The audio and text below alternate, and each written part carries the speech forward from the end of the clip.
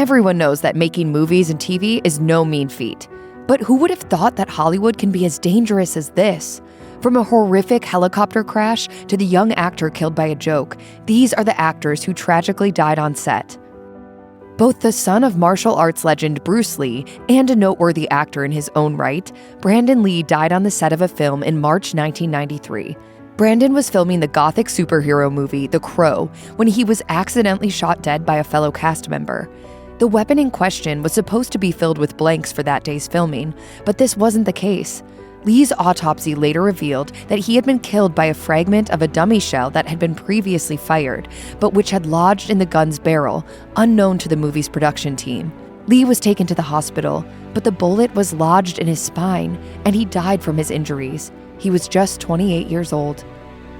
TV actor Vic Morrow and two child actors, Renee Shin-Yi Chen and Micah Dinley, were killed on set during filming on Twilight Zone, the movie. It was July 1982, and Morrow was in California shooting a scene set during the Vietnam War. The sequence in question involved Morrow running away from a helicopter chasing both him and the children, and required a number of pyrotechnics, explosions, and special effects in order to reproduce an authentic-seeming battlefield.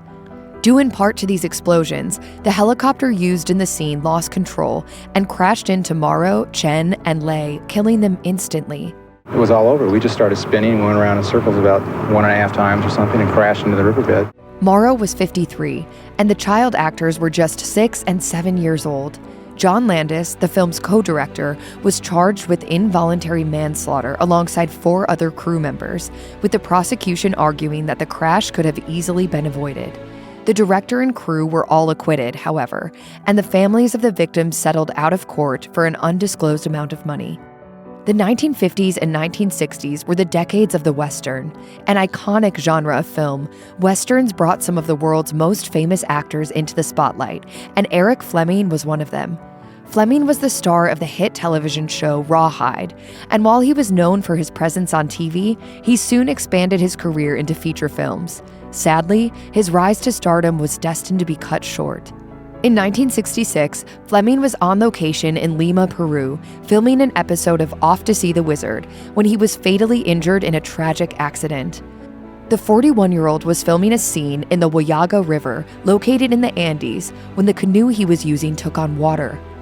The canoe sank, and while his co-star managed to escape, Fleming was caught in the current. Despite being an excellent swimmer and trained diver, Fleming was no match for the fast-flowing river. He drowned, and despite substantial search efforts, his body was never found.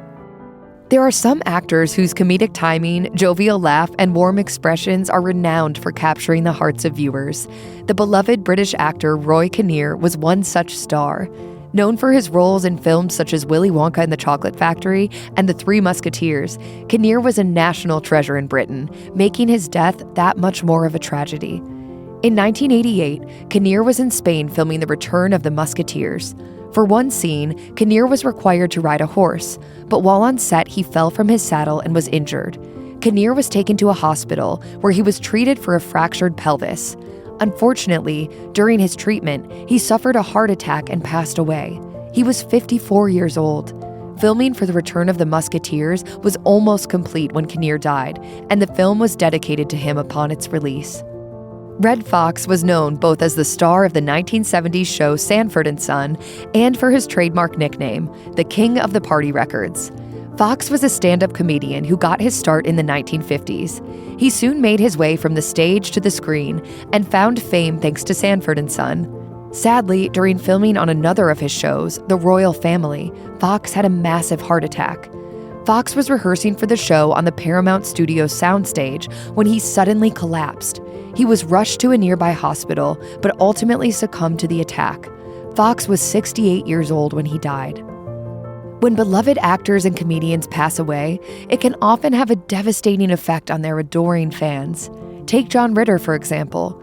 An iconic star of American TV, Ritter passed away on the set of his own sitcom in 2003. Ritter had found television success with the show Three's Company, and later returned to the small screen with another standout comedy, 8 Simple Rules, for dating my teenage daughter. While on the ABC set of 8 Simple Rules, Ritter became sick and was quickly taken to hospital. It soon came to light that Ritter had a tear in his aorta, a previously undetected heart problem that can hit when you're least expecting it.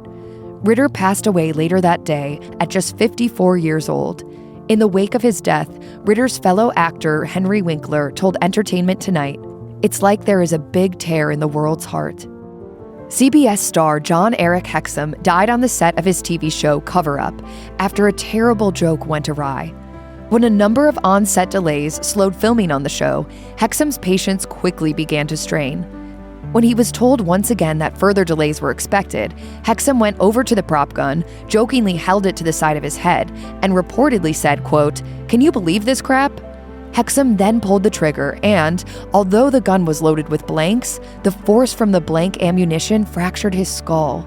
In this demonstration, a .38 blank was fired. As you can see, the explosion can do a lot of damage. The bone fragment that was blown off lodged into his brain, and Hexum was rushed to hospital. He endured 5 hours of surgery, but was later pronounced brain dead as a result of his injuries.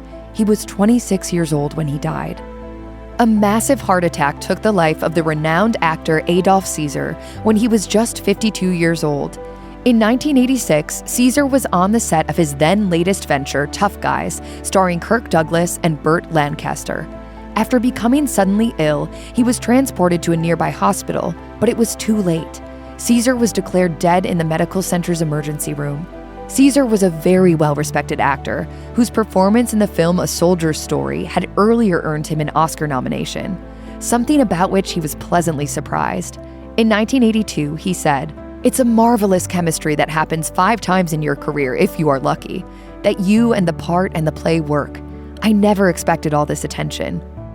Australian crocodile hunter Steve Irwin has died during a diving expedition near Port Douglas in Australia. Otherwise known as the Crocodile Hunter, Steve Irwin was a famed television personality, actor, and activist, best known for his work Down Under. His popular show featured wildlife of all kinds, and his bubbly and enthusiastic personality inspired a generation to engage with the natural world around them. Irwin, who was also known to act in movies from time to time, was filming footage of the Great Barrier Reef in Australia for his show Ocean's Deadliest, when he suffered a fatal on-set injury. Irwin, his cameraman, and the show's director set out into the reef to capture some footage when Irwin decided to go off in search of stingrays. He soon encountered a bull stingray, nearly 8 feet wide and weighing approximately 220 pounds. Tragically, when Irwin approached the ray, it attacked him with its sharp tail, striking him with hundreds of strikes in a few seconds, according to the Mirror. Irwin was 44 years old when he died. It's one thing to suffer a devastating accident on camera, but what if you found yourself on stage in front of an entire audience of spectators? That was the nightmare in which famed comedian Tommy Cooper found himself in, as on April 15, 1984, the magician and comic tragically died while performing in front of a live studio audience. At the time, Cooper was at the height of his career, but all that success came to an end during his performance on Live from Her Majesty's, a British weekend television program. Known for his intentional mistakes during his comedic and magical sets, Cooper collapsed on stage, and while his condition was rapidly declining, the audience and host at the theater thought that it was all part of the act. To make matters worse, the theatergoers erupted in laughter, assuming it was all part of the joke, all while Cooper was suffering a severe heart attack. The director eventually stepped in, and Cooper was taken off stage. Despite efforts to resuscitate him, however, Tommy Cooper was declared dead at a local hospital. Stunt people can perform some truly spectacular feats on set, many of which are incredibly dangerous. Unfortunately, this can occasionally result in tragic and fatal accidents. Dar Robinson, a stuntman and the recipient of more than 20 stunt records, died after suffering injuries during a motorcycle accident on the set of the film $1 Million Mystery. Just 39 years old at the time of his death, Robinson was known for his ambitious stunt performances. For example, in 1980, 6 years before he died, he had free-fallen 900 feet from Toronto's Canadian National Tower, with a cable preventing him from hitting the floor just 200 feet from the pavement. Soon after, Robinson turned his attention to the entertainment industry, contributing to a number of Hollywood movies. For a scene on $1 Million Mystery, Robinson was supposed to drive a motorcycle along a cliffside in a routine action sequence. Instead, Robinson lost control of the vehicle and rode it straight off the cliff, sending him plummeting to his death. George Fisher, a stunt coordinator on the movie, later told the press, "We have a saying, it's always the easy ones that get you." Tyrone Power was a true heartthrob of the 1940s and 50s. He was dashing, good-looking, and had that old-school charisma. And he was pretty famous, too, having starred in a number of movies in the first half of the 20th century.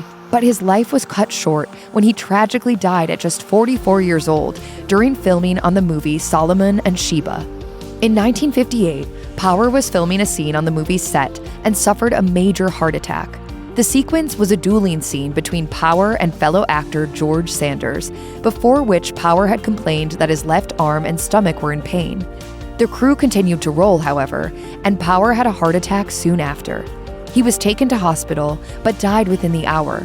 Strangely enough, Power's father, Tyrone Power Sr., had also died during production on a movie, having suffered a heart attack the night after shooting scenes on the 1931 movie The Miracle Man.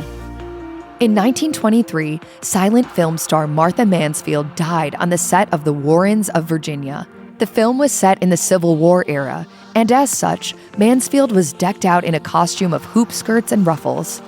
During a break in the filming, her costume was accidentally set on fire by a smoker's match, and due to the layers of material her costume contained, it simply burst into flames. Mansfield was sitting in her trailer at the time, and she reportedly rushed out to seek help. Mansfield's co-star Wilfrid Lytell used his coat in an attempt to stop the flames, but by that point, only her face and neck remained unscathed. Mansfield was taken to the hospital, but died of her injuries less than a day later.